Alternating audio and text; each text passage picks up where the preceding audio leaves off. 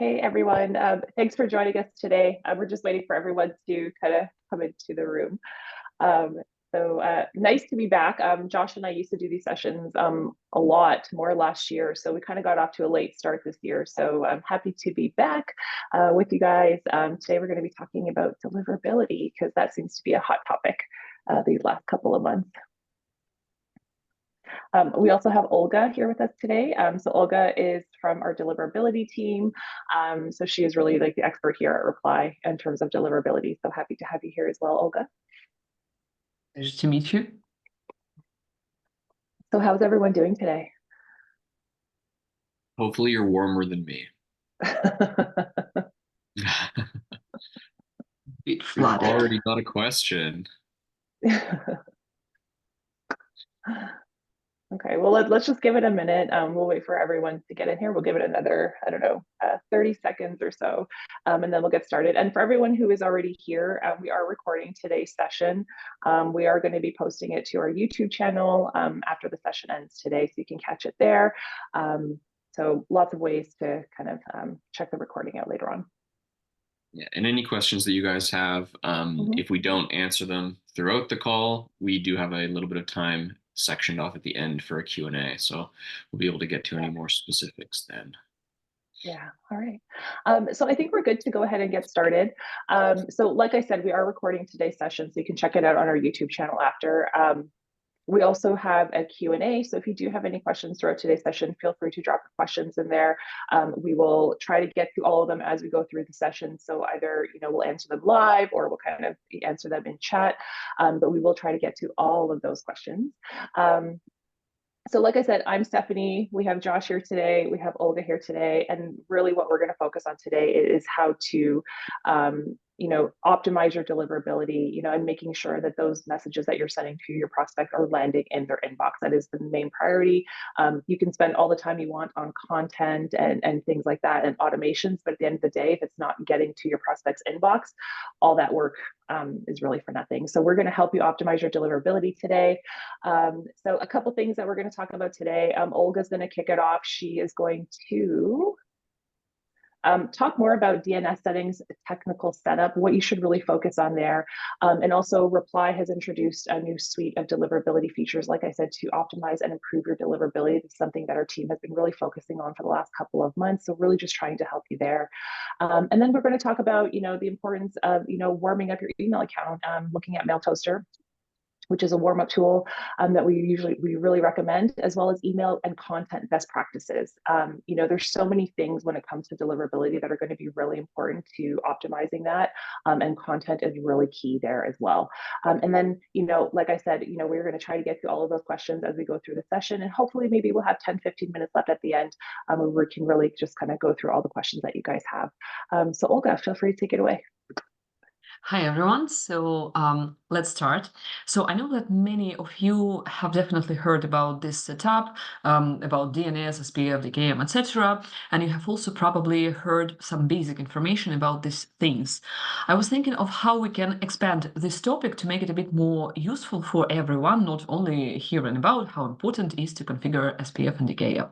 So anyway, I will need to briefly cover the what does it mean, the information about it, because I still see customers who don't know anything about email authentication and those setups. But I also want to show you what are the typical errors when you try issues when you try to configure your SPF, DKIM, and DMARC records. This is something that I was seeing across many domains, and this is kind of sum up of typical problems. Plus, I would like to show you how to set these records in real time manually. Typically, it takes about several minutes, and I would like you to see how it goes. You have purchased a domain, and you have purchased your mail service. It can be Gmail, Outlook, or whatever, anything. The next step that you need to do before you start your lovely outreach is you need to link your mail service to your domain. And you need to authenticate your mail service, meaning that you need to show other people to whom you're going to send emails that you owe own this mail service, you own this domain, and you have permitted this mail service to send emails on behalf of your domain. This all is called email authentication. 3 basic records that I have already mentioned is SPF, DKIM, and DMARC. Those records are checked by recipient's side, and in case they fail, you may have deliverability issues. You can consider email authentication as kind of a passport that you have. And if you don't have passport, you will definitely have problems. But I have actually, recently I was checking posts in LinkedIn, and I found a very good comparison from Dmitro Homanyuk. This is my colleague from deliverability team. So he said he made this comparison with passport, and what he said is, think of this as having your passport as an airport security. Not having your passport with your means, it means that you will definitely will not be flying. But if you have passport, it doesn't mean that you will be flying for 100%. This refers us to a question that many people ask when they come and say that seems like I have deliverability issues, but I have my DNS configured properly. Why do my mails land to spam? You need to understand that having correct email authentication is very important. This is the basics, but it doesn't guarantee you inbox delivery. It just reduces the risk of first check that is done when recipients get your emails. If you don't have email authentication, most likely you will have issues. If you have it, email providers will continue to evaluate you as a sender based on other different criteria. And one more thing, you might have heard that Gmail and Yahoo, they have announced updates starting from February 1st. Obviously, they will not block everyone and they will not send everyone to spam starting from February 1st, because at least we had 1 month to leave after that announcement. But right now they require this authentication, because if previously you might have issues with SPF, DKIM, DMARC, and you could have even gone to inbox, be delivered to inbox, right now that would be super, super difficult. Now, let's briefly cover what does it mean, all this stuff. So although MX records I was not mentioning before, and they are not related directly to email authentication, I still want to mention them, and here is why. So MX records, this is one the kind of fourth record you can have in your DNS. They are responsible for your ability to accept emails. So consider them as a postcard. If you mess up with your postcard in real life, you'll not receive any emails without even knowing it. You will be living, you will be sending your emails, contacting to people, but you will never receive a reply. So if your mailbox is silent for a while, you don't get any replies, any auto replies, etc., check if you can actually receive emails, because if not, you will definitely need to check MX records. SPF record. So in this record, you need to mention all mail service that you use to send emails from. To know if you need to mention email service or not, please check with the support section or contact support team of the tool you use. Because, for example, if you use G Suite, Google Workspace, and send from reply, you need to authenticate G Suite, but you don't need to authenticate reply. Why? Because reply itself is not a mail service.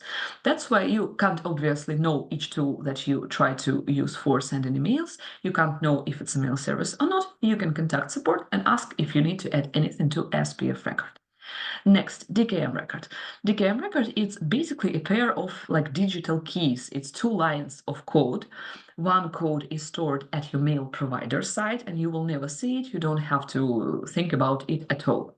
But the second one is given to you from mail provider. And what you need to do is basically just to go and add this public, it's called public key. You need to go and add this to DNS. And thus you will encode your emails and sign your emails and prove the fact that you are the one to send those emails. And DMARC seems to be the most easiest record here. It's just this record instructs recipients on what to do with your emails in case your emails fail SPF or DKIM check. But the thing here is that generally DMARC has several instructions what to do. it can be an instruction that is called none, like do nothing. You can order recipients to place your emails to spam folder or reject them. And the mark also can send you reports on all traffic that is going from your domain. And thus you can monitor your DMARC reports and see what's going on. Prior to setting strict DMARC policies, it's better to first find a tool that is called kind of DMARC deployment or DMARC monitor tools, where you can connect to your domain and see those reports, because in very raw way, they are not user-friendly. That's why you need a tool to monitor it. So you can monitor the DMARC reports, see what's going on with traffic from your website. Got it. Let's move to the next slide, where we can actually cover the typical issues you may have with your DNS records when you tried to configure it.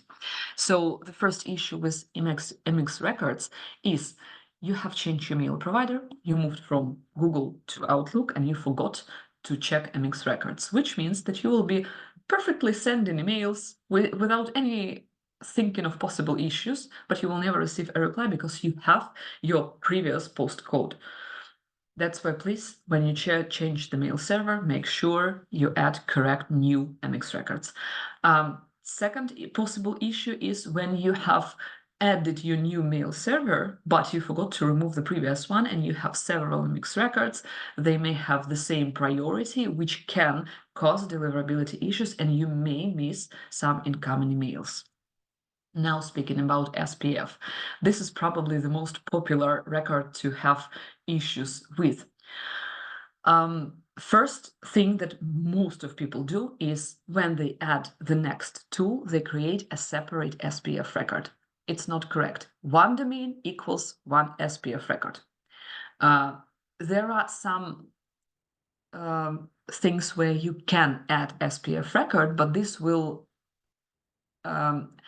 you can do it using some technical things that we will probably not go deeper into this case. It's a rare case, but just remember, one domain, one SPF record. So if you have plenty of tools, you need to combine all of them into one record. Second, sometimes people, when they add different tools, they add SPF records of these tools, but they forget to mention their own mail service. So if you, for example, using Gmail, you need to make sure you definitely include Gmail into your SPF. This is the first and the very basic thing. It's like your first name and the last name in your passport. You may not be married, but you have your name. So please make sure you include your mail service SPF record. The third issue is called exceeding 10 DNS lookups. So what you need to understand here is SPF has limits. You can't add everything you have ever used without removing it, because one day you will reach the limit and your SPF check will fail. So I will not go deeper again into calculation of how those DNS lookups are calculated, because it's a bit more technical and difficult, but just make sure you update your SPF records according to tools you use now. If you don't use these tools, remove them from SPF records. And the last issue is incorrect syntax. There are some small typos I typically see, so just make sure your syntax is fine. Speaking about DKIM records, so as I have mentioned, it's a pair of key. You don't need to take care about private key that is stored on provider's side, but you need to take care on public key that you received from your mail provider. Some people forget to add this key to DNS. Some people, when speaking about Gmail, they forget to finish the setup. I will show you a bit later. So when people add DKIM to DNS, but they forget to do the last step of like start authentication, clicking on the button start authentication. And the last possible problem here is, so if SPF record has a very simple hostname symbol at, DKIM will have a different host name when you add everything to DNS. So if you forgot the fact that DKIM has a different host name and you place the standard symbol at, you will have issues because your DKIM record will not be detected. The same refers to DMARC problems. So sometimes people create two DMARC records, and most often people forget that DMARC has its own host name, which is underscore DMARC always. This is the rule, and not symbol @ and a lot of people place symbol @. So how to test your domain, how to make sure it's fine or not, and how to configure your domain and then retest it. Let's see. So how to test your domain? There are several tools. I probably prefer, let me see if you, okay. So I prefer MailToaster as the most convenient tool to test your domain. 1 second, let me copy the link to MailToaster and I will show it to you. So here you go. Okay, so how to do it? You go to this website. This is how all other similar tools are created. You get the test address and you need to send test email from your domain to this address. The content of email can be real content, but it can be just like something, how are you? Because you are checking your domain records. And you will get the result where you will see the section called you are authenticated or you are not authenticated, and you will see the instructions of how to fix your domain. But right now, let's imagine that I have purchased a domain and I have purchased a mail service. I will show you the example of G Suite for because this is the most popular provider first. The second, when you use Office 365, there can be different options of how you can create DKIM record depending on the provider you used to purchase Office with. That's why I will not be able to show all possible cases, but with G Suite, yes. So first thing you need to do here is you have tested your domain, you see that nothing is configured. What to do next? First, you need to identify what is your hosting website, meaning where your domain configurations are located. Typical hosting websites, Namecheap, something I have, GoDaddy, Wix, 1&1, Ionis. There are different of them. Most of them have the same logic, so the appearance, the UI can be different. The logic is the same. When you go there, you need to find the list of your domains in case you have several domains, and you need to find the section that is called either Advanced DNS or DNS Zone Editor, kind of this. Next, you need to check with your mail service things you need to add to DNS. For example, if you use G Suite, you can Google like Google Workspace SPF, and you will see the value you need to add. Most mail providers, they have like standard things that are published in a lot of places in web, so you will not have any difficulties on finding it. So the very basic and typical G Suite SPF record is the following. So you need to go to DNS, you need to find a button that is called Add New Record. SPF record refers to TXT type records, so you need to select TXT type. Next, host. For SPF record, this is a standard host that is symbol @. And the value is again standard for Google. You don't have to invent this value. You need to check it with support section of your mail provider. So that's all. You click on save and your record is saved. If you have any other tools, how to edit, how to combine, you just click on space, add the new value, and that's all. And the next tools are added the same way. How to set DKIM? With G Suite, it's very simple. So first you will need to be logged in as admin account of your Google Workspace.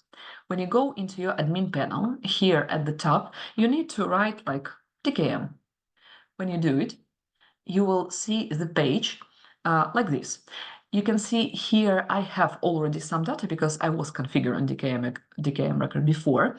In your case, if you have never done this, you will see just a gray area. So what you need to do here is just click on new record, generate new record. You don't have to change anything here or here. If you wish, you can change the selector to any you want. So you click on generate and you get something you need to add to your DNS. So again, see the instruction. DKIM is TXT record. So we go to your DNS, click on add new record, and again, select TXT. Now, attention, the host name is different. It's not the symbol add, something that I have mentioned before. Here is your host name, and it will depend on the selector you have used before.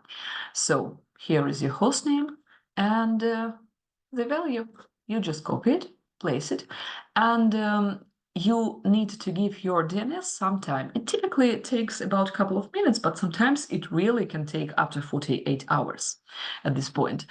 And now something that a lot of people miss, you need to go back to G Suite, scroll down, and here, see the button Start Authentication. You need to click it because unless you click it, your DKIM authentication is not started. If I click right now, most likely I will get an error. Let's see. See, there is an error. It means that you just need to come back a bit later and click it again. When everything is done, when your DNS updates those records, you click on Start Authentication, and here at the top, if everything is okay, you will see status equal authenticating email with DKIM. It means that your DKIM is configured.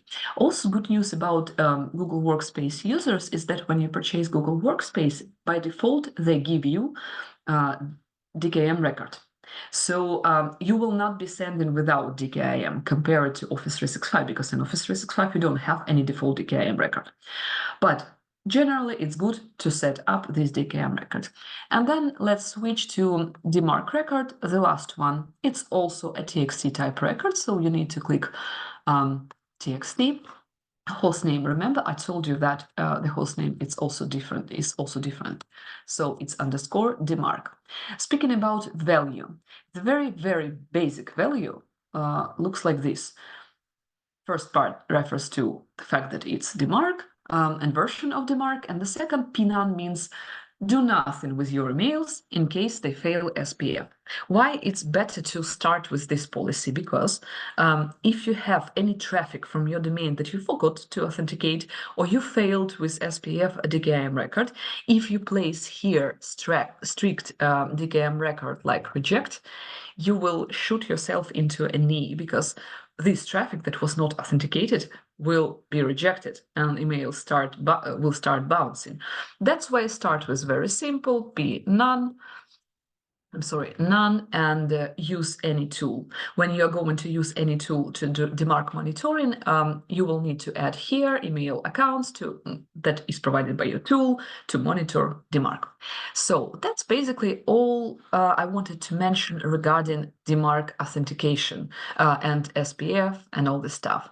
Now let's speak about new deliverability features in Reply. So Olga, I have yes. one quick question before Sure. you get into new features. Sure. So I love this explanation that you just gave for the domain settings. It's probably the best explanation or walkthrough I've ever seen. But for people like me, who the minute they hear something like, 2 small lines of code and automatically start thinking, oh, this is so complicated, it's going to be so confusing, there's no way I can get this done. Are there kind of like some support options maybe from email providers, or like what does it look like if you have an IT team? Would they be able to set this up in 5-10 minutes? Would it be a lot easier for them? Definitely.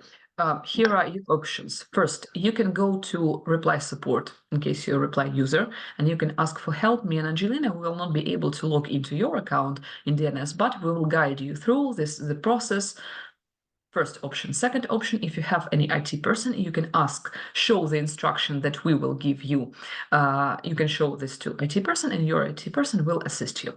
And the third option, in case you don't want to contact us, or you don't want to speak to your IT person, or you don't have an IT person, feel free to contact your hosting website or your mail service, because they both will be able to assist you with those records.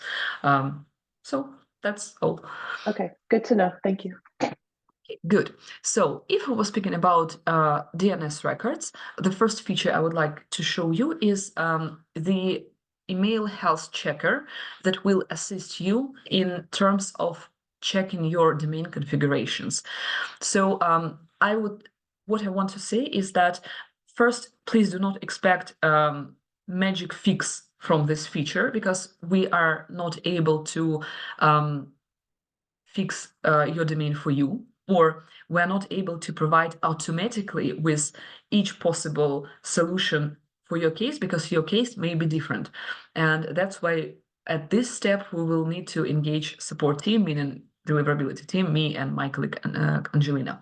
But basic check is definitely possible to be performed. So you may have noticed, if you are a reply user, you may have noticed that on the main page, you have this notification like domain health check identifies issues impacting your performance. Please check out your mailbox.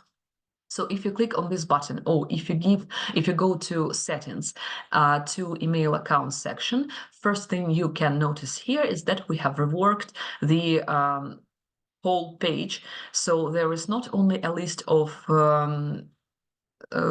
your email accounts, but it's we have grouped your domains into different sections.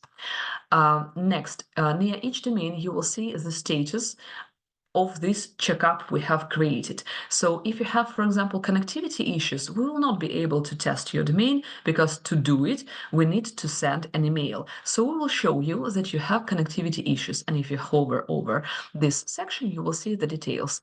It means that first thing you need to do is you need to fix your mail account connectivity. If your domain is configured properly and there are no other questions for your domain, you will see the status configured. Sometimes you will see the status that is called action needed. It means that some of your records may have issues. And the last option, I think I don't have it here, but yeah, but this status can also be yellow, and it means that it will notify you in case your domain is not very old to send emails, not critically young, but not very old. So to understand what exactly is wrong with your domain, and if you need to perform any changes, you just click on your domain and you get navigated to the page of your domain records. So we can see that for this domain, SPF is configured properly, DKIM is configured properly, but there are issues with DMARC. And there are some issues with domain age, meaning that the system was not able to verify your domain age. Sometimes this information is hidden by your hosting provider and your generally by your provider, and we can't check it. Sometimes, in most cases, it's possible. You can see that MX records are correct here, but speaking about MX records, be very attentive, because here what we can do is we can only check the syntax of MX records, but we can't identify if it's correct MX for your own mail provider. That's why, in case you still have any assumptions that you may not be receiving emails, better to test your domain.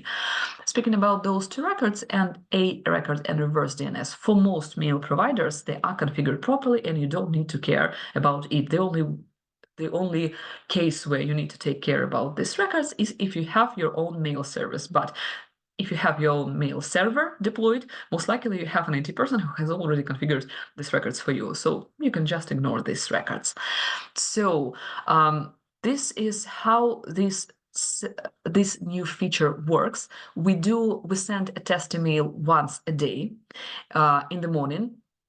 If you have noticed issues and you have fixed everything from your side, but you still see problems here, check with the latest updates, because most likely you see the previous test. What you can do here is you can always ping our support team, and support team either launches a new test for you automatically or will do it manually, just a bit more quicker. When you have any issues, what you can do is here is the button called Contact Us to help fix it. When you do it, you will see an automatically chat that is opened, and here you will automatically push the information to us about the domain and the problem you experience. This chat goes directly to deliverability team, and from time to time we check this inbox with these chats and assist our customers. The next feature that I planned to show you is called Spam Monitor. It's a feature that is related to your domain. A few words about why this feature was actually implemented. So if you remember, I have mentioned those Google updates. one of the key points of Google updates was that Google said that you need to monitor your spam complaint rate. What is spam complaint rate? Spam rate or spam complaint rate? It's not the number of emails that were delivered to recipients' spam folder. It's the number of emails that were marked as spam by your recipients compared to all emails that were delivered from you. And Google does have a tool called Postmaster that will allow you to monitor your spam rate. But you need to know several things about this tool. First, to connect your domain to this tool, you will need to have access to your hosting website. In my case, what I was showing you was Namecheap. So you need to have access there. Second, you need to have enough traffic from your domain, because if you send a couple of emails, you will not see any results there. Next, they do not have retrospective information. So once you connect, you need to wait, and after probably a week, they will start showing you some information they have collected.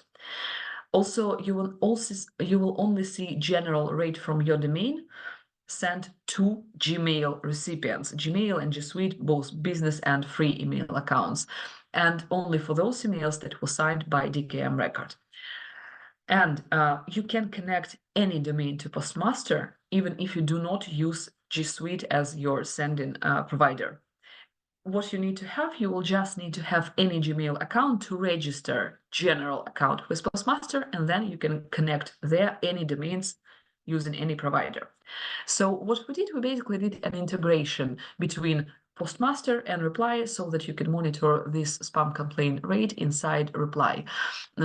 I will show you on our Reply domain, because this domain has enough traffic to show this data. So if you go to spam monitoring, you will see here my account is connected. It's connected the same way that you connect your account to Reply with single click. And here is the table that is called users reported as spam, and you see the percentage of emails that were marked by Gmail recipients as spam. So Google announced that the threshold for your safe sending is 0.3% of spam complaint rate, but you need to know that if you are generally a good sender and suddenly someone marked your email as spam, most likely you will be fine. But if you are a bad sender, breaking all other rules with high spam complaint rate, most likely you will receive issues. So probably I do have one last update speaking about features. We have a bit reworked the logics of how we automate the delay between emails. So again, I will go to my account here. I'll go to Mailbox, to section Safety Settings, and here the delay between emails, you can specify either only minimum delay, and we will send emails with minimum delay, or you can specify the range. So we will send either with the delay of 20 seconds or with a delay of 30 seconds, etc. This feature is created to make your emails look a bit less automated, although providers will still see that you do email automation. It's not a secret, but let's at least try. So that's all from my side. Right now, I'm going to push to give the word to Stephanie and Joshua. I will stop sharing my screen because they will jump into their accounts and they will show the information there. Thank you so much, Olga. That was awesome. Thanks, Olga. Yeah, so I know we have about 25 minutes left. So we have a couple more things that we want to talk about. So like I mentioned before, we're going to talk about warm up, so warming up your email accounts. And then Josh is going to talk about some content best practices, and hopefully we can get to all your questions. So I'm going to go right into talking about warming up your email accounts. And so along with, all the domain settings that Olga talked about, it's really important to make sure that you are warming up your email account. So there's two scenarios where this is really important. If you have a brand new email account or domain, if you haven't been sending high volumes in the past, or if maybe you've taken a bit of a break. So maybe you were sending, higher volumes in the past, maybe took a 2 to 3 month pause to kind of update some sequences or whatnot, and then you can kind of re-warm up your account. So there's two ways that you can warm up your account. You can warm it up manually, where you're going into your Reply account and you're manually changing the daily emails that are sent. So, you know, you maybe start at 30, 40 emails per day and slowly increasing those limits. During the warm-up phase, so whether you're doing it manually or you're using a tool like MailToaster, which I'm going to show you in a minute, not only is it really important to slowly increase those emails that are sending, it's also really important to make sure that, you know, the people you're sending those emails to are opening those emails and replying to them and not marking them as spam. That is really important, and it really just goes to build the sending reputation of your email address and your domain. So I'm going to hop into MailToaster, and I just want to kind of give you a quick overview of what that looks like. So we work with MailToaster. MailToaster is an automated warm-up tool. So like I said, it kind of takes care of all of the warming up for you in the background. So I'm actually showing you one of our sales reps accounts. This is Nish's account. So maybe some of you have talked to him before. So when you come into MailToaster, you can set up your MailToaster. You can connect your email account. If you are using Gmail, you will have to connect via IMAP and use an in-app password. So you can connect Microsoft and you can connect Gmail. So once you connect, there are some settings to take a look at here. So like I said before, there are 2 times when you'd be warming up your email account. So reputation protect, this is important after the initial warm-up phase is complete and you're still, you know, sending out those emails in that peer-to-peer network for warm-up. Again, this is just ongoing domain protection for yourself. And then new email accounts. So again, if you have a new email account that you haven't been sending high volumes from. With MailToaster, it is a peer-to-peer network. So everyone who is signed up for MailToaster, we will send emails across that peer-to-peer network. We will make sure that those emails are landing in the inbox. If they are landing in spam, for example, we'll remove it, mark it as important, and make sure that those emails are getting replied to.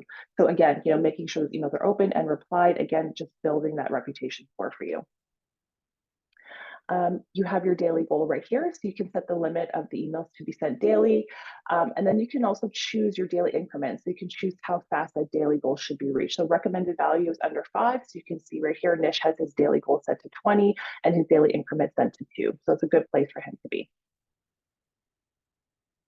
And then this is just Nish's email connection right here. So he connected via Gmail. And then you also have the option to use your email signature in those warm-up emails that are going out. You can also select some templates as well. So if you want to create some templates, you can use that in your warm-up for going out. And then if we look at metrics right here, we can see the breakdown. So we can see that there have been warm-up emails being sent from March the 18th. We can see 84 emails have been sent, 78 have landed directly in the inbox. And then you can see right here the categories. So you can see if any have been bounced, if any have been landed in spam. Good news for Nish, all of his look like they're going directly to the inboxes. And then we can also see the mailbox health. So again, these are those domain records that Olga had mentioned to you. So we can see that all of these domain records, as well as domain age, are all in good health.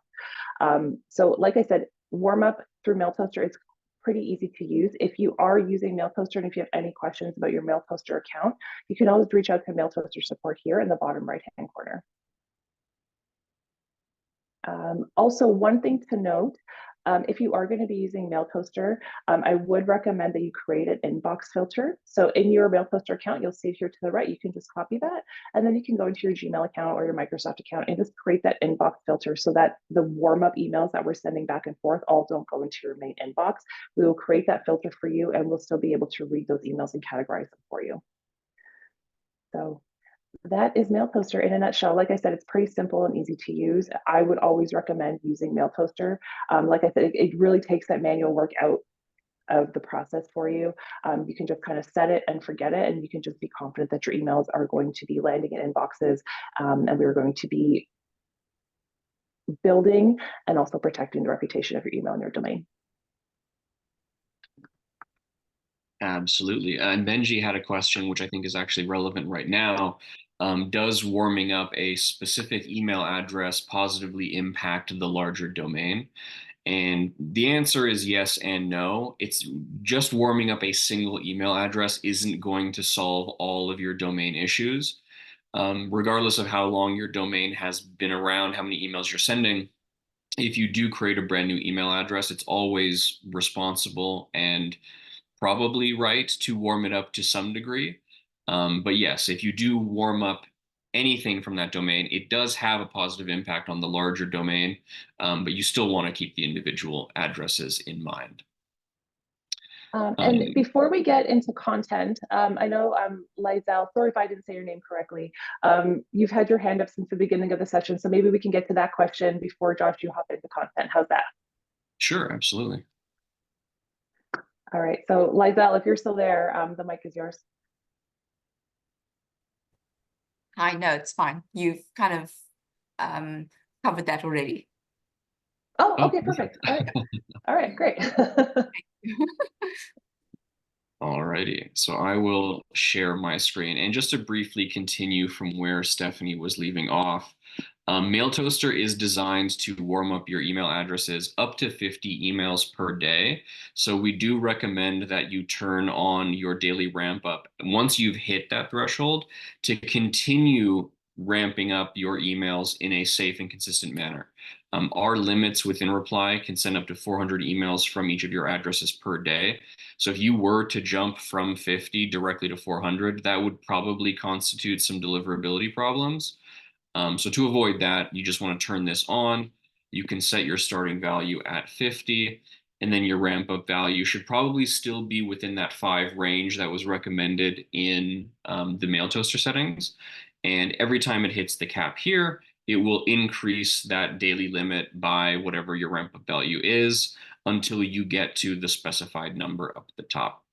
And the idea is just, again, to keep that consistent bell curve going, steadily increase the number of emails you're sending per day so that you're not running into any erratic spikes, and email providers let you continue doing what you want to do. As far as the content goes, let's go back into these sequences here.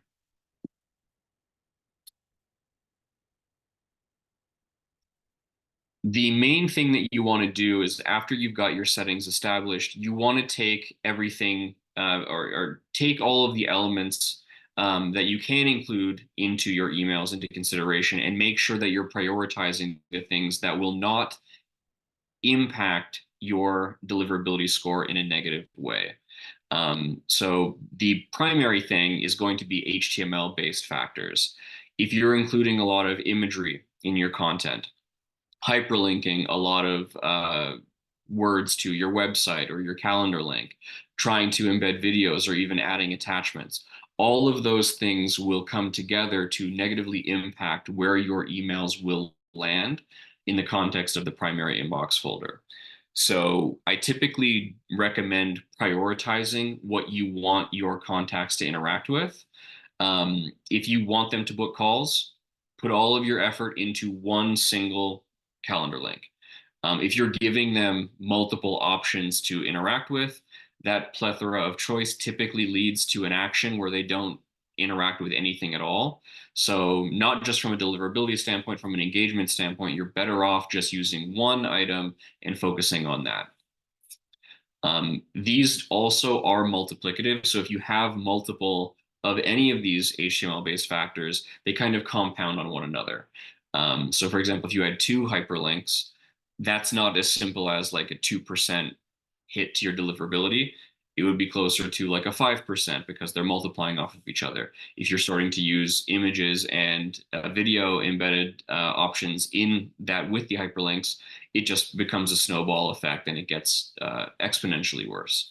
So really prioritize on what you want people to engage with, and then minimize your hyperlink options. This also includes tracking items as well as CC and BCC options. If you are trying to mass send one message with a whole ton of people on BCC, that's also going to be impacting where your emails land. Email providers are able to track all of this. And this also includes integration. So if you, for example, are trying to connect and store your emails on Salesforce or HubSpot, BCCing those external platforms can negatively impact your deliverability. So using something like a native integration in our platform will help kind of ease that trouble there. And when it comes to tracking, we inherently have opens tracking on, and we do have the ability for links tracking, click-through rate. If you're implementing a third-party tracking suite, those again will compound with our tracking options. So you would want to limit any redundant items as possible just to help increase your ability to land in the primary inbox folder. Outside of minimizing HTML-based content, which I think is the most kind of immediate thing you can do to remedy deliverability issues, you're going to want to take more softer approaches, and that comes to kind of diversifying the content that you're sending out. Let's say, for example, you're an agency and you're using similar content across all of your clients. That's not only going to impact your individual domain rate, but it's also going to impact everybody that you're working with. And email providers will be able to track how often you're using the same content. And the content now becomes a liability, not just the domain. So implementing custom opening lines using our like ChatGPT function or the JSON AI features that we've recently implemented will help divvy up the content just slightly enough to make it so that email providers aren't kind of classifying them all as the exact same thing. You're also going to want to try to change up your subject lines. Anything that you can do to make your emails sound unique is going to go a long way in increasing the length that you're going to be able to optimally send emails from whatever domain that you're using. Specifically for avoiding spam words, if you click on this progress bar here, the last item in the list will give you a number of words that have been flagged. These aren't necessarily spam words in the sense that if you use them, you're going to immediately get flagged. They're more so words that have been so commonly used in the context of cold emails that we're flagging them for you to, again, vary your content to make it sound a little bit more unique, so that people don't manually mark you as spam, which I think is a larger issue that a lot of people don't actually take into consideration. Which leads us to the final point here. Learning when and where to use the various opt-out methods that Reply or any automation tool has on offer. If somebody is manually marking your emails as spam, that will have a much larger impact on your domain health than if they were to simply opt out and click on a link. So when you have to choose between using the plain text method, which means if they just respond to you and request to be removed, they will be given that status. If somebody were instead of responding to you, to simply mark you as spam and throw you into the junk folder, that's going to have a very large impact. Percentage-wise, you can think of it as more like an immediate 5% hit if you're using 100% as your starting rate. And if this becomes, again, compounding, more and more people are going to start marking you as spam because of your content, your domain can very rapidly decline and all of your emails can end up going into those supplementary folders. So depending on what your use case is, sticking with the link option where people can just click on it and then kind of set it and forget it, that tends to be a better option long-term, especially if you're working at scale, because it's not going to have that negative domain impact. They're just going to receive the status and then continue about their day. So the only time I would really recommend using the direct plain text option is if you're doing very low scale, highly personalized emails. That way you can really tailor the content to kind of what they expect, what they would appreciate, and your spam rate shouldn't be very high. Whereas if you're reaching out to hundreds of people on a daily basis, you don't have the time to personalize the emails as much as you'd like. Typically, people will respond more negatively to those kinds of emails, in which case having the link there will just keep your domain safe long-term and still allow them the respect and the ability to remove themselves from any further emails. So while the link does look worse and does give off the kind of air of automatic emails, email providers will already know, as Olga alluded to. So I think keeping your domain health a priority and using the link regardless of what it looks like is just going to save everybody here time trying to set up new domains and just keeping you up and running for as long as possible. Can I tell a quick story? Yeah, absolutely. And we do only have 10 minutes, so I tried to rush through here so we can get to some of your questions. Yeah. No, I'll make it really quick. And so the story that I wanted to tell was that years ago, Olga, Josh, and myself, we've all been working here at Reply for, between 7 to 8 years. And so when I first came on board, I had really great intentions, and I was sending out email sequences to customers, and I was really trying to educate them and send out best practices. And I had about 5 links in each email, and I had link tracking turned on. So all of a sudden, I noticed that my open rate just kind of tended to drop. I was getting really great open rates, and then all of a sudden, it dropped to about 5%. So of course, I messaged Olga, and I was like, "What is going on?" And so Olga helped me. And so what had happened was, because I had so many links plus link tracking turned on, my emails, if it was a Gmail recipient, we ran some tests, it was going to their promotions tab. So it wasn't going in their main inbox. And if it was a Microsoft recipient, it was just going directly to their junk folder. So I removed most of the links. I have about 2 links in the email plus link tracking turned on, and my open rates have remained pretty stable ever since. So just a little anecdotal story about what Josh was talking about, limiting the number of links, images, things like that you have in your emails, just to optimize your deliverability. Yeah, a lot of people, like we've all received plenty of automated emails, and I think our default when we're trying to do this ourselves is to emulate what we've received. Sometimes they're very flashy, a lot of imagery coming our way, buzzwords all over the place, and things to interact with. But I think the question that we fail to ask is, how many times are we actually interacting with those? Where do they actually show up?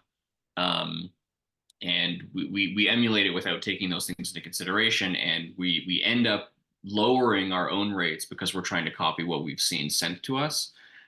Whereas I think if you take a more conversational approach, limit what people can interact with to really focus on what your priorities are, it's just going to result in better engagement long term. But one final thing, just to kind of give you guys a little bit of a visual, I did mention some of our AI-based options. We now give you the opportunity to make custom edits based off of like LinkedIn information and other kind of data points that you import into our system. So if you do purchase AI credits, you can actually have the system customize each individual message. So this will go a long way in speeding up that low scale, high personalization options, while kind of still saving you some time. So definitely something to kind of look at. And it does require a LinkedIn URL at minimum in order to pull in the information. So if you don't have that, personalization would still largely be manual based. But yeah, we've got about 7 minutes left, and we have a bunch of questions coming through. So if we want to tackle those, let's spend some time. Yeah, I think Olga's typing an answer to one of them. And so there's a couple of questions here about the Reply Chrome extension and LinkedIn and SMS features. We will probably either cover that on another session. It's not really tied to deliverability today, but if you do, want to learn more about the Chrome extension or SMS features, if you go to Reply's YouTube channel, there's a whole host of resources there. There's short video clips, there's longer videos. So all the information that you need would be there, or you can even reach out to our support team as well. We just want to dedicate the next few minutes just talking about deliverability, making sure we get to all of those questions there. Guys, let me jump in. There is a question regarding triggers, webhook, and email tracking. Can you take a look at this question, because I'm not sure if I can give the information about it. Yeah, absolutely. So this is from Benji. Does your email tracking have the ability to trigger webhooks so we don't need to double up or triple up on trackers? This would be helpful to communicate with applications you don't directly integrate with. So we don't have the webhooks directly relayed to the pixels themselves, but we do have options related to the various statuses that they result in. I can't show you a webhook right here, but it's very similar to the trigger options that we have available. But functionally, you can use something like when a contact clicks on a link, and you can then move that status over to whatever third-party tool that you're actively using. So again, the tracking itself isn't going to have a webhook, but the resulting statuses from the tracking should be available to you. Benji, if you want to drop your email somewhere, we can probably send you some resources after the fact to give you a little bit more insight there. Okay, thanks, Josh. We have another question. If an email bounces, how do you find out, and how can you change it to an email to try to resume the sequence? So when you receive the automated bounce message or receipt in your inbox, we do have tracking for that. So depending on how we've set up the admin panel, you'll actually potentially even see the bounce email in the inbox. But to actually reinstate them is quite simple. If you go to the contacts page, you click on the person that you're interested in. So you can just go to the bounced section at the top of your screen here. All you need to do is click the individual that you want to update. You can change the email on the profile window that appears on the right-hand side. I'm speaking a little bit faster than the app is running at the moment. But you can just change the email address in that section, and then you'll be given a little bit of a pop-up if you want to continue them from where they left off, or if you want to resend the previous message. Okay.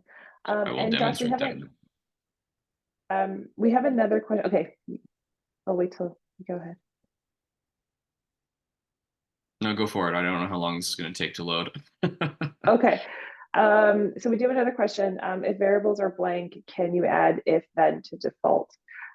So we do have advanced variables within the step editor in reply. So for example, if you're using if you want to use a company variable, there is an advanced variable which will pull the company information of your prospect, or if you don't have it, it will revert to your company, for example. So there is a host of conditional or advanced variables within the step editor. So yes, we do have that option. We do. We do. So yeah, so I'm saving the new email address that you can see here. Let's hit confirm. And then once you have the new information saved, if you click on the circle with the check mark in it, that icon, you'll be able to remove the bounce status. And then that pop-up that I talked about a moment ago will appear, and then you can choose to either resend the previous message or continue from where it left off, if they're still in a sequence. This person has also been blacklisted, so they're not going to receive the message anyway. That's what this black dot and the grayed out option implies.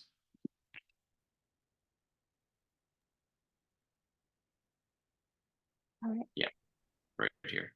So if I say no, it'll just continue from step 2, for example, and then move on throughout the rest of the sequence. If I say yes, it will resend step 1 to them. I hope that answers that. Yes. I always find that things work really slow on a Zoom screen share. I don't know if anyone else is having the kind of same issues that Josh and I have been running into, but I find that's been happening to me a lot lately. Yeah, it's the bane of live Q&As. Yeah. Okay, so I think we have time to get to one more question, and I think, Olga, this question is probably going to be best for you. If my email reputation or deliverability or my domain is already blacklisted, is there any chance to fix it, or what can I do?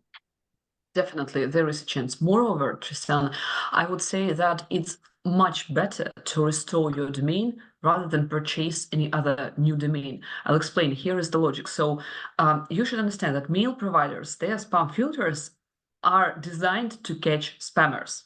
And what a typical spammer does. So a typical spammer purchases a domain, burns it out, purchase another domain, burns it out, etc., etc., etc. So if you are a good sender with all your goodwill, if you burn out accidentally your domain and purchase a new one and start sending it once, most likely you will be treated as if you are a spammer. That's why try better to invest into your current domain. You can create the second domain, prepare it, because it takes time to prepare a domain too.